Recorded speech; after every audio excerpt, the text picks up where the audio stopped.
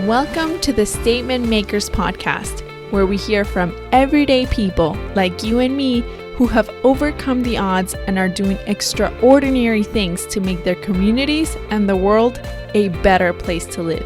We hope you enjoy our conversation, get inspired, and become a statement maker.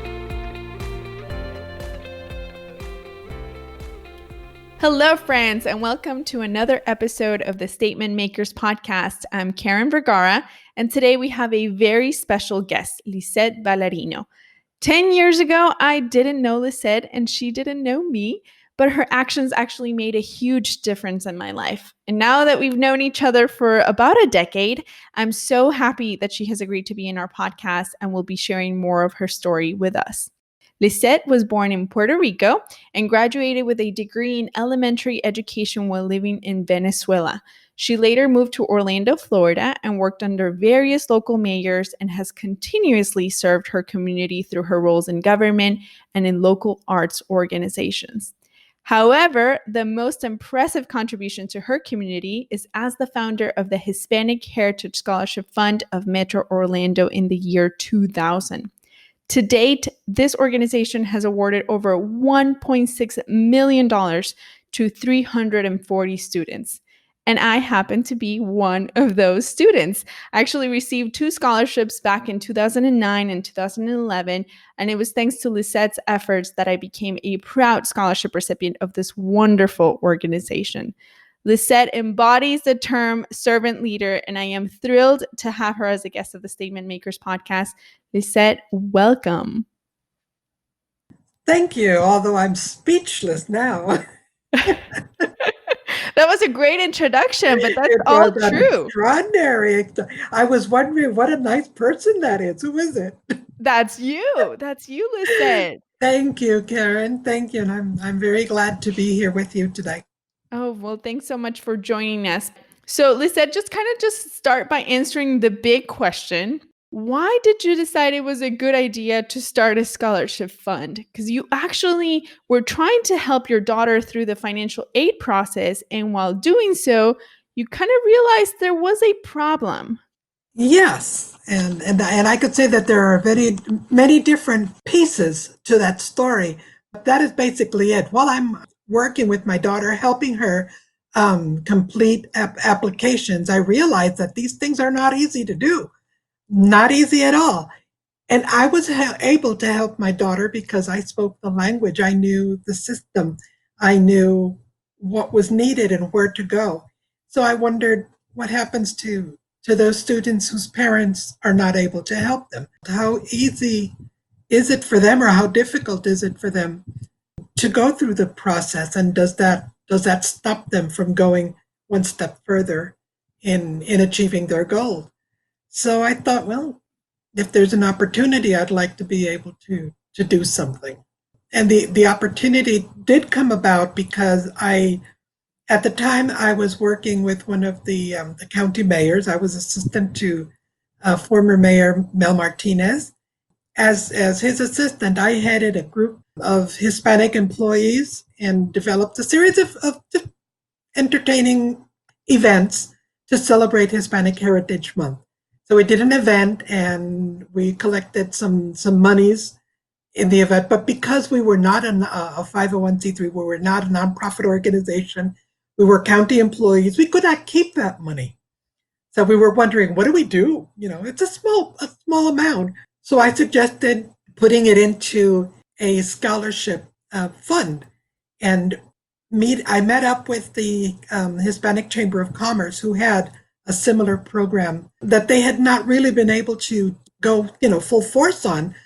And so we talked about it, got together, and we said, well, why don't we combine? We'll give you this as a seed money, and you help us develop the program. So with their support, and my goodness, their support was extraordinary. To this day, I will always be grateful, eternally grateful. And the employees at Orange County helping me, we were able to do our very first scholarship award ceremony in 2001. Our very first scholarship fundraiser was in 2000. We'll be celebrating our 20th anniversary this year. And the very first group was in 2001. So, Lisette, you mentioned you had a group of people that kind of came around and helped you create the Scholarship Foundation. How did you know to identify those individuals that were able to help execute this idea that you had? Well, I had been working in the community for quite a while. As I said, I was part of the Hispanic Chamber of Commerce. I was on the board of the chamber for several years, and I was heading this organization in Orange County. So I had a little bit of insight on who the key players were, and there were many. But fortunately, I approached several people, and they were the first ones to jump on board and say, "Oh yeah, count on me. I'll help you out." And that's what you need. The first thing that you need is the one that steps up and says, "I'm here. What do you need?" And so in that way, I was able to get the first group of people. It wasn't even a board, just a group of people that got together and talked about what I could do. And it was kind of a two-way. The county employees, because they were county employees, they were kind of limited in the amount of assistance they could give me.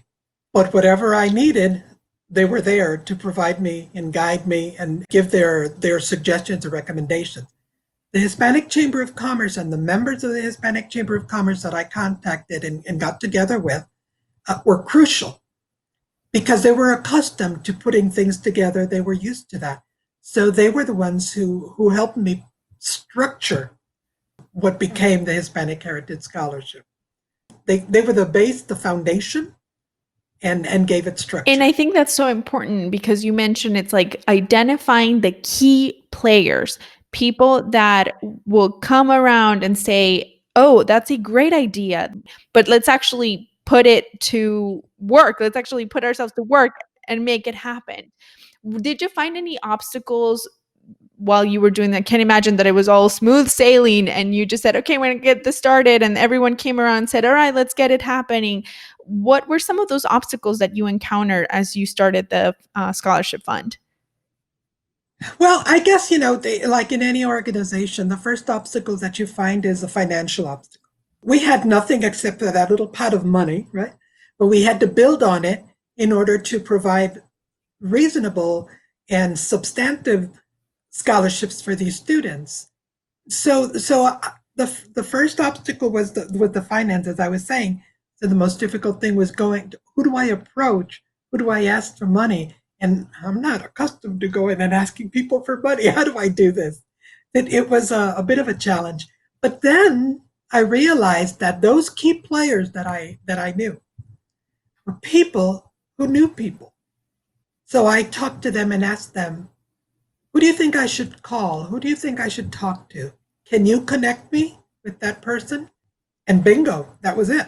One of the very first was Linda Gonzalez, and she came on board immediately. And at that time, I hesitate to say where she was working, but she was working with a top organization, and she brought them on board immediately. So that, kind of helped out. The second person who was for us incredibly important for the organization and continues to be was Betty Martinez Lowry. And Betty introduced me to her boss at Disney. And we had lunch. We talked. I told him about the fund and our ideas. And finishing the lunch, he said, "Okay, tell me what you need. I'll be there." Well, and again, it goes back to talking about the power of connecting and sometimes just asking the question, "Can you help?" And it might not be like, "Well, I might not be able to help, but I can connect you to someone that could." Exactly, exactly.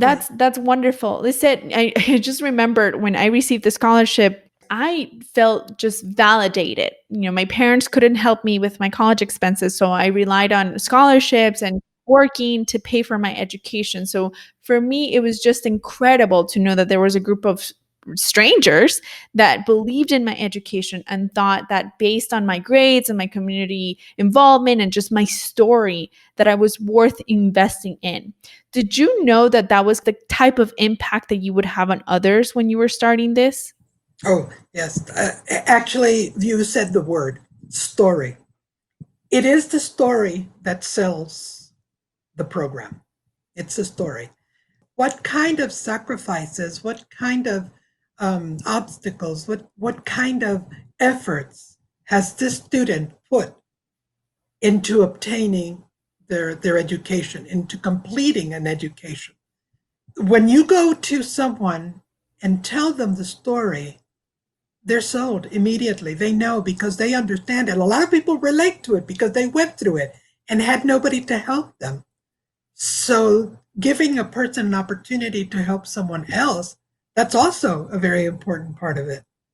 When you say, okay, and I always said, this is not, don't consider this a sponsorship. This is an investment because these students are going to come back into our community and they're going to be our lawyers. They're going to be our investment advisors. They are going to be our doctors. So it was a matter of telling the story and selling that product, if you may call it, to them, and it was pretty easy sell. I'm still connected to the scholarship fund, and I continue to hear about these wonderful stories after stories, and it just like seems like every year these recipients just get more and more impressive. Do you have some stories that you just love? What are like your favorite scholarship recipient stories that you have? There are bits and pieces of stories that I've heard along the way. A young woman who was the daughter of migrant workers, and that she had two younger siblings. She was the eldest. They went to school because the father insisted that they had to have an education. But before they went to school, they helped their parents out in the field. Before they it was time for them to go to school. When they got back from school, she had to go home, take care of the kids, but also make sure that if there was a need and their parents were going to work late, they would go out to the field and help the parents. And in all of this, she is continuing her education, going through high school, going through everything, and got into college. Today, she is an attorney and has her own law firm. Wow. Her younger sister, the second one that came right behind her, just graduated from college last year. And the youngest one is, I believe, is in college already. I mean, that to me was stunning and impressive. And I've watched her career along the way and seeing that. One really impressive one, and that kind of also had us in tears, was a young man who escaped from Cuba, or tried to escape from Cuba, leaving on a raft. But on his way to the beach, the police was notified. Apparently, found out that they were escaping, and showed up on the beach. And there was a lot of shooting going back and forth. He was hit in the leg, and eventually lost his leg. He lost the leg, Wow. but he didn't give up. He was in jail for about 4 years, and then after he got out of jail, he did it again. He did it all over again, but this time he managed to get to Miami. And then from Miami he came towards Central Florida, and he was studying. Then this was he was a young man when he first started, but when he reached us, he was in his mid 40s. Wow. In his mid 40s, and he was still studying, but completing his education, and he was able to complete his college education and return to Miami. So they're incredible tales, right? Yeah, incredible stories. And I think there is something to say about the pursuit for knowledge and education. How important would you say education is, and how can everyday citizens play a part in ensuring that education continues to be essential in our society? Because just as we share, all these folks, they can see the tangible effect that education has. Education is important, and it's everything. It's everything. The knowledge that you gain through your education, it's what's going to allow you to have a place in society that permits you to live. It's not a matter of being extremely rich, being a millionaire. Anybody could be a millionaire if they play their cards right, right? It's being able to produce, to live comfortably, to take care of your family, to have a responsible um, position in society, a responsible role, and play that role. And the self satisfaction, I think, is the greatest thing that you achieve with an education. Um, Somebody who has been able to study, to read, to learn, and that's a basic thing is reading, right? Once you learn to read, how many doors open up for you? What is out there that you have never even imagined it's there for you if you are able to do that because you were able to read. It's the basic of a society. And I think how can everybody help? Well, I guess there are different ways there. The financial burden on students is extraordinary. So whatever a person can give in terms of financial assistance is greatly valuable through programs such as ours as a Hispanic scholarship, but there are many others. There are many other different programs. And whatever appeals to your heart, then that's where you should be. If there is an opportunity to mentor, that is extremely important because it is that holding the hand, providing advice that's going to lead someone to their success. And that doesn't cost much. That doesn't cost anything. A little bit of your time, sitting down and listening patiently, offering advice out of things that are your everyday life, the things that you already know because you've lived them. That doesn't cost. It's not a financial burden. Yeah, I can certainly say that if it hadn't been for the people like mentors that just offered advice at times where I needed that, I wouldn't be where I am today. So sometimes we think that we need to invest in, with money or with a lot of our time, but maybe sometimes it's just connecting with a student. And now with LinkedIn and all these different platforms available, where you can connect with people that could really use some guidance because they don't have a role model. They don't have anyone that has been in their shoes before. At least they haven't seen anyone that has been in their shoes before, and it can really make a difference. So I think that's great advice, Lisette. Lisette, you are obviously super passionate about education, but you're also really passionate about the arts, including ballet. Why do you think it's important for us as everyday citizens to be involved and volunteer in areas or organizations that we're really passionate about? Well, we all have different passions. We all have different passions, and the organizations that are out there helping our community develop are there precisely for us.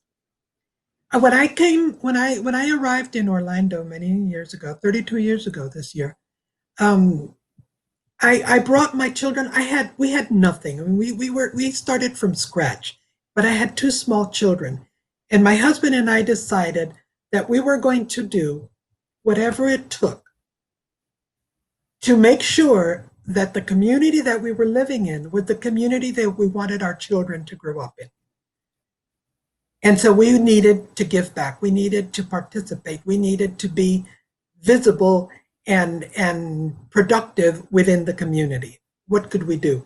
So, and each person has a special talent. Everybody has some type of talent or some type of inclination that you can use to give back. Maybe you cook, maybe you sew, maybe you sing.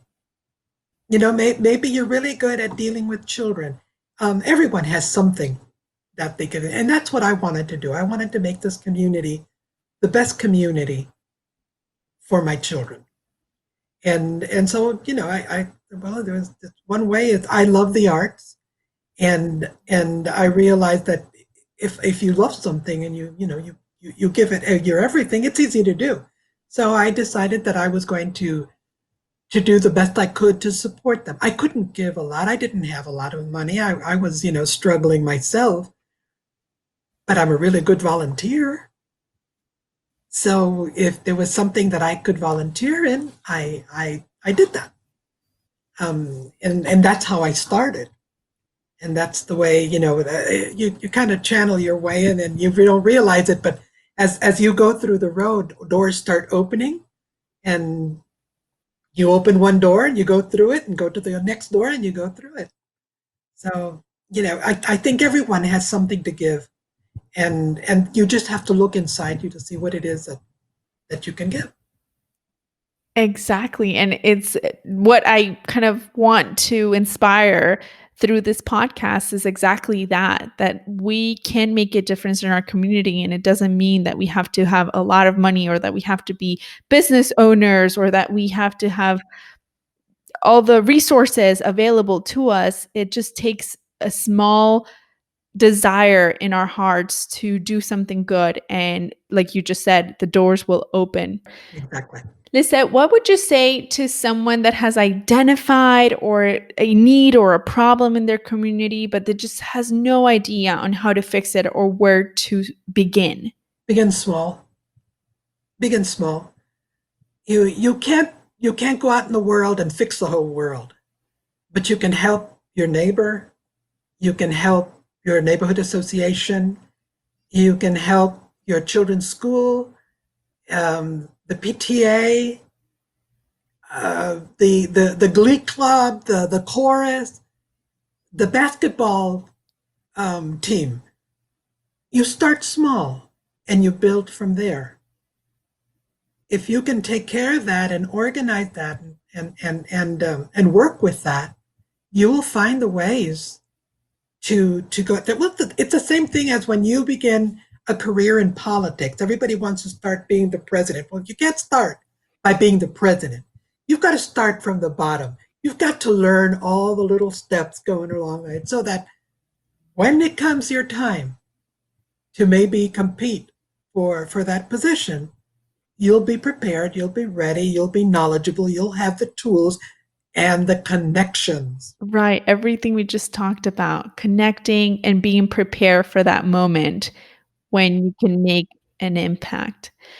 Lisette, I am so grateful, not only because you've made an impact in my life and the impact that you've had in so many others. You're obviously an example to all of us of the power of one person to solve a need and the positive effect that you can have in your community.